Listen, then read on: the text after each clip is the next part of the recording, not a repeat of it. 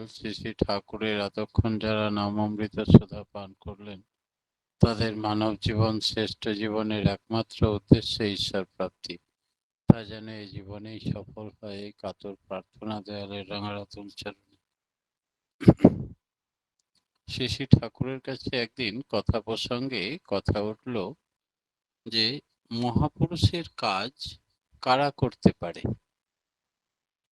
তো বিবেকানন্দের কথা দিয়ে শুরু করলেন যে বিবেকানন্দ এক জায়গায় বলছেন যে রামকৃষ্ণদেব ধুলিমুঠি করে হাজার হাজার বিবেকানন্দ গড়ে তুলতে পারেন, মহাপুরুষের ইচ্ছা হলেই তার কাজের লোক তিনি জুটিয়ে নিতে পারেন। তাই many are invited but few are chosen, অনেকেই নিমন্ত্রিত হয় কিন্তু খুব কম লোকই নির্বাচিত হন। তিনি দেখেন তার গণ না হলে পারবে না, তার জন, তার সংস্কার, তার কালচার, তার কৃষ্টি, ঈশ্বরকোটি জীব না হলে একেবারে অস্ফুরিতভাবে অটল নিটোলভাবে তার কাজে নিখুঁতভাবে স্বীকৃতি ছাড়া লেগে থাকতে পারে না। তার কাজের লোক যে হয় সে আবার অন্য কাজের লোক সংগ্রহ করে বেড়ায়, নিজেরই কাজের নিটোলতা আসেনি, সংস্কার আসেনি, সে আবার আর একজনকে খুঁজতে পারি বেরিয়ে যায়। তাই ঈশ্বরের কাজ করতে করতে মানুষ আরো নিরেট সুন্দর দেব মানুষে পরিণত হয়ে যায়।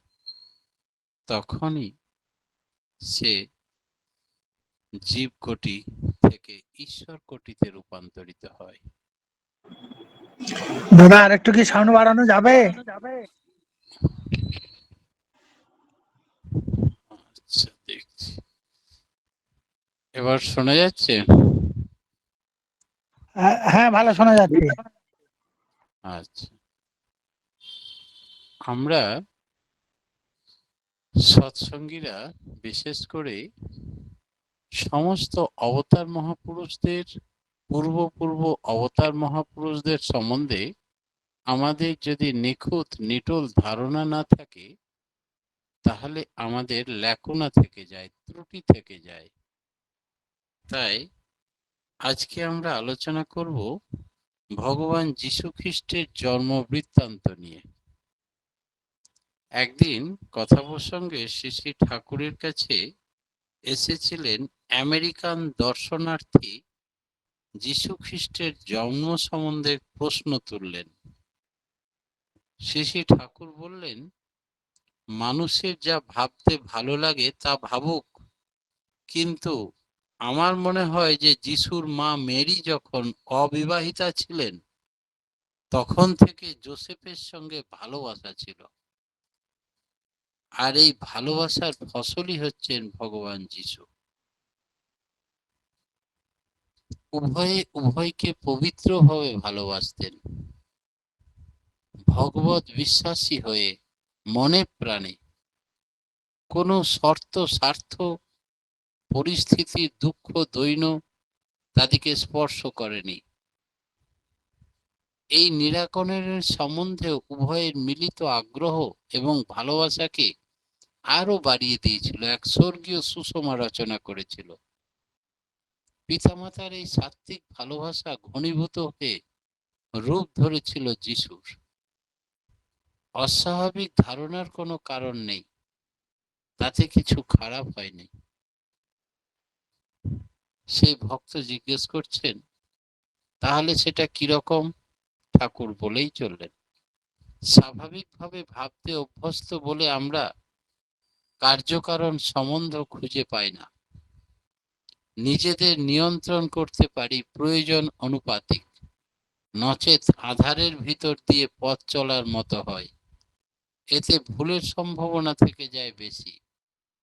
ঋষিরা বাগদানকেই প্রকৃত বিবাহ বলেন, সেই বাগদান হওয়ার পরেই মেরির গর্ভ সঞ্চার হয়েছিল, আর এই আনুষ্ঠানিক বিবাহ হয়তো পরে হয়েছিল। এতে ন্যায় তো ধর্ম তো অন্যায় কিছু হয়নি, কিন্তু সামাজিক প্রথার সঙ্গে খাপ না খাওয়ায় পরে এই নিয়ে কথা ওঠে। কিংবা যিশুর স্বাভাবিক জন্ম দেখালে তার ভগবত্বের কোনো হানি হয়, এই ভেবে অনেকে হয়তো তাকে অজনী সম্ভবা বলে ব্যাখ্যা করেন। বাইবেলে কোথাও পাওয়া যায় কি এই বিয়ের পূর্বে যোসেফ এবং মেরির মধ্যে পরিচয় ছিল? শ্রী ঠাকুর বললেন, কোথায় আছে, কিন্তু যোসেফ ও মেরির মধ্যে আগে ভালোবাসা না থাকলে যোসেফের যিশুর প্রতি অত টান হতো না, জেলাসি বা ঈর্ষা হতো। তাই অজনী সম্ভবা এই কথা আমার মনে হয় প্রক্ষিপ্ত। আমাদের দেশেও অনুরূপ ধারণা আছে, যেন ভগবান মাতৃগর্ভে স্বাভাবিক মানুষের মতো জন্মালে তিনি ছোট হয়ে যাবেন, তাই অজনী সম্ভবা বলে ব্যাখ্যা করা হয়। এরকম অজ্ঞতায় তাকে অনুসরণ করার পথে বাধা সৃষ্টি হতে পারে। মানুষ ভাবে পিতার ঔরসে মাতার গর্ভে জাত সন্তান মানব সন্তান নন, তিনি অন্য কিছু ধরনের। তার সঙ্গে সাধারণ মানুষের কোনো দিকে কোনো রকম মিল নেই, তাই মানুষের পক্ষে তাকে অনুসরণ করাও দুরূহ হয়ে পড়ে।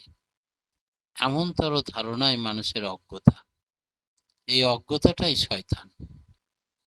তিনি যে মানুষ হয়ে মানুষের জন্যই আসেন, মানুষকে চলার পথ দেখাতে, এই কথাই তো আমরা বুঝে উঠতে পারি না, মেনে নিতে পারি না। এইখানেই মানুষের দুঃখের কারণ, অজ্ঞতার কারণ। ত্রিতত্ত্ববাদের মানে কি?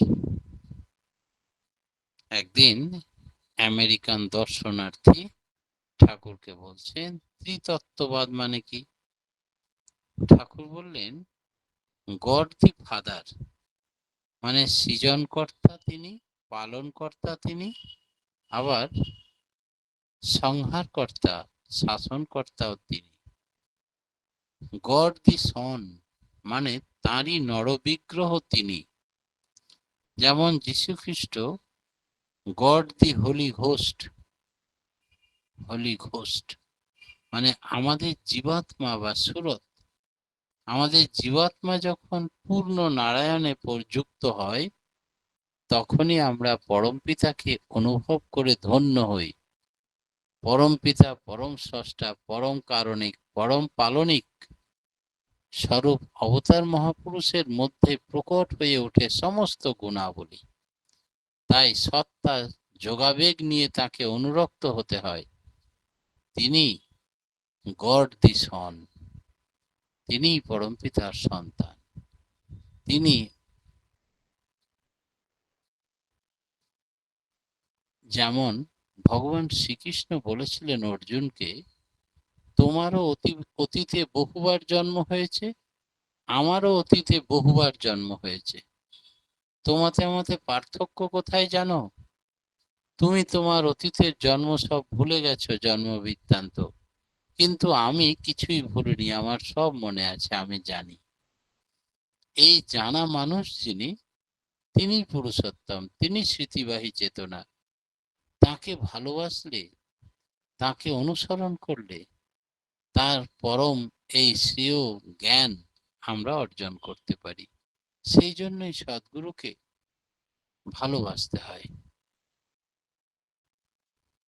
শ্রী ঠাকুরকে একবার জিজ্ঞেস করছেন এক ভক্ত, ব্রহ্মা বিষ্ণু মহেশ্বর এটাও তো ত্রিতত্ত্ববাদ? ঠাকুর বললেন, নিশ্চয়ই।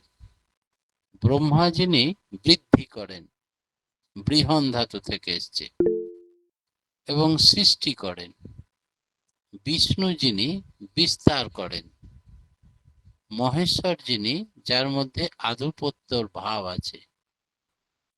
আবার বলে চললেন, সচ্চিদানন্দ সৎ মানে অস্তিত্ব, চিত মানে সারা প্রবণতা এবং রেসপন্সিভনেস, আর আনন্দ মানে বিকামিং থ্রু ওভারকামিং রেসিস্ট্যান্স, বাধাকে জয় করে বৃদ্ধি পাওয়া। সব মানুষগুলি হলো সচ্চিদানন্দ ঘন বিগ্রহ। আবার আছে সত্যম শিবম সুন্দরম। এইগুলি হলো ডিফারেন্ট ফ্যাশন অফ এক্সপ্রেশন। ত্রিতত্ত্ববাদ প্রকাশ করার বিভিন্ন কায়দা। সেই ভক্ত জিজ্ঞেস করছেন, আমেরিকান ভক্ত, তাহলে ভগবান এক না তিন? এই যে ব্রহ্মা বিষ্ণু মহেশ্বর তো তিনজন ব্যক্তি, চেহারা, কথাবার্তা, আচার আচরণ, পুরাণ বেদ শাস্ত্র তাদের পৃথক পৃথক, তাদের ভক্ত অনেক পৃথক ভাবে। তাহলে ভগবান কজন? শ্রী ঠাকুর বললেন, এক ভগবানেরই তিনটে রূপ। তিনের কনসেপশন বা ধারণা নানাভাবে আছে। যেমন বলে সত্য রজতম একটি মানুষের মধ্যে, কখনো সে সাত্ত্বিক ভাব, কখনো তার রাজসিক ভাব, কখনো আবার সে তামসিক ভাব। এই তিন গুণের দ্বারা সে প্রভাবিত হয়। তবে কি তিনটি মানুষ? সত্য মানে অস্তিত্বের অভাব, রজ মানে রঞ্জিত হওয়ার ভাব, আর এর মধ্যে আছে লিবিডো, অ্যাক্টিভ আর্জ, সুরতের সক্রিয় আকুতি।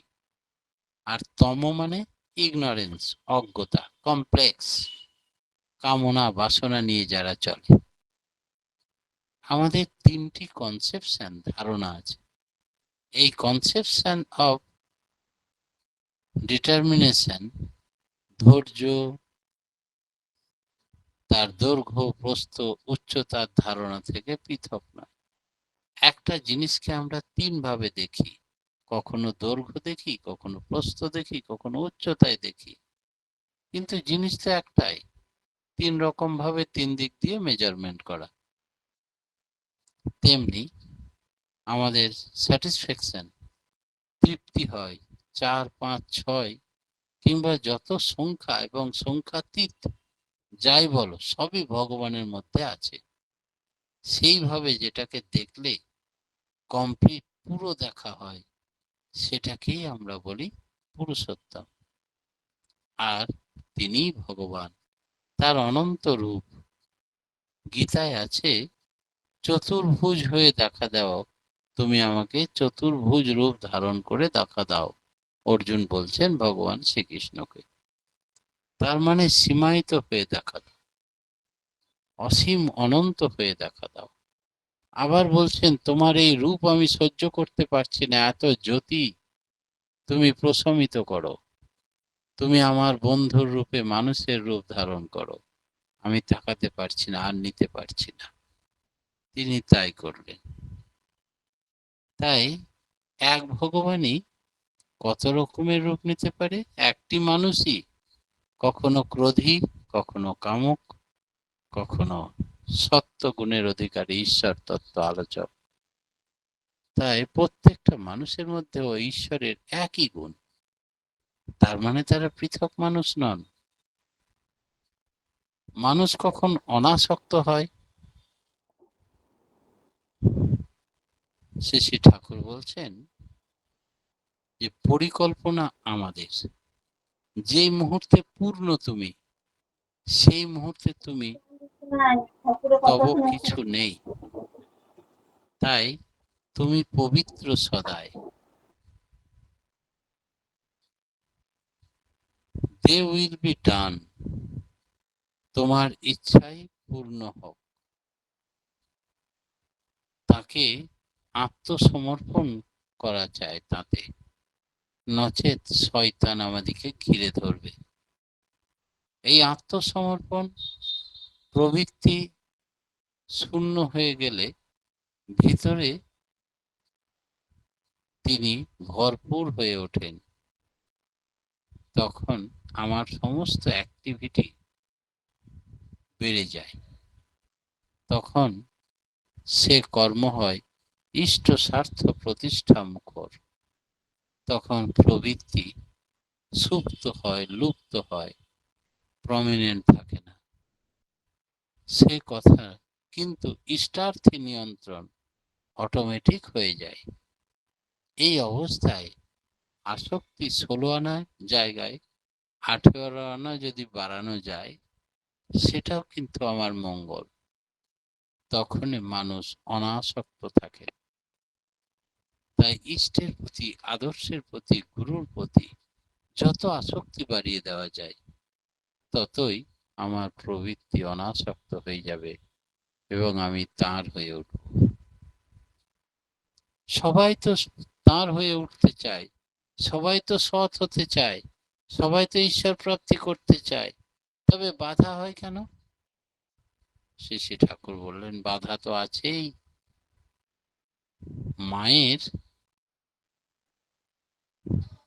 জীবকোষ থেকে যখনই ছিটকে দিতে হয়, জরায়ুর চোখে কুটো পড়ে, তখনই অবস্থা হয় এই মায়ের বমি শুরু হলো। কত বাধা অতিক্রম করে লক্ষ লক্ষ জীবাণুর মধ্যে একজন মাত্র চান্স পেল, এই জীবকোষ সে লেগে থাকলো, ছাড়লো না, বরং সংগ্রাম চলতে থাকলো। তারপরে তাকেই খাদ্য করে নেয়। পরে ফুল ফর্মে তৈরি হয়ে গেল, জাইগোট থেকে পূর্ণ মানুষ।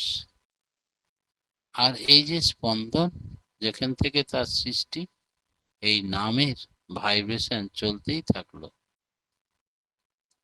তাই জীবন সংগ্রামের ক্ষেত্রেও এই আদি নাম অনুযায়ী তার গঠন, রুচি, পছন্দ একেবারে জীবের সৃষ্টির প্রাক্কাল থেকে। শুক্রকীট যেন হলো আত্মা, আর ডিম্বকোষ যেন হলো গয়া তীর্থ। ডিম্বকোষের সান্নিধ্য শুক্রকোটের তর্পণা অর্থাৎ তৃপ্তি সাধন হয়, তখনই হয় পিণ্ডীকৃত।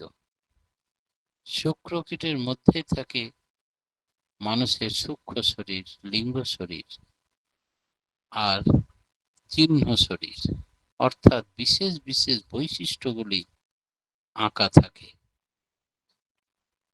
সেটাই ধীরে ধীরে ক্রোমোজোম রূপী চিহ্ন শরীরের মধ্যে আনুপাতিক কোষগুলো গঠিত এবং সজ্জিত হয়ে ওঠে, পূর্ণত্ব লাভ করে ধীরে ধীরে।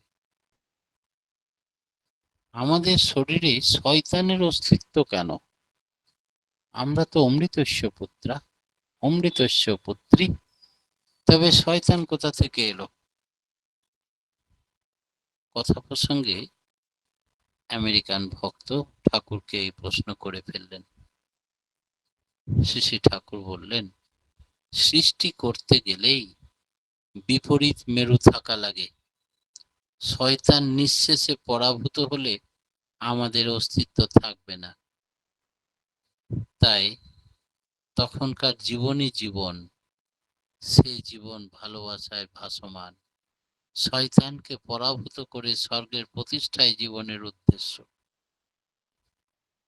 শয়তান না থাকলে তো চলতো, সবই একীভূত হয়ে যেত, ভালো মন্দের দ্বন্দ্ব থাকতো না, মানুষ আর ভালো হতে চাইতো না। শয়তানে যদি তাকে সর্বনাশ না করে, মানুষ তখন ইষ্টের পথে ছুটবে না। এই দ্বন্দ্ব না থাকলে লীলা হবে না। ভালোবাসার দ্বন্দ্বের ভিতর থেকে ভালোটা বেছে নিয়ে তাকে লীলা মানে আলিঙ্গন করে গ্রহণ করবে না মানুষ। তাই সত্তার পুষ্টি সংগ্রহ করাই লীলার আনন্দ। তাই শয়তান হলো এর ইন্ধন। অন্ধকার না থাকলে মানুষ আলো জ্বালতেই শিখত না।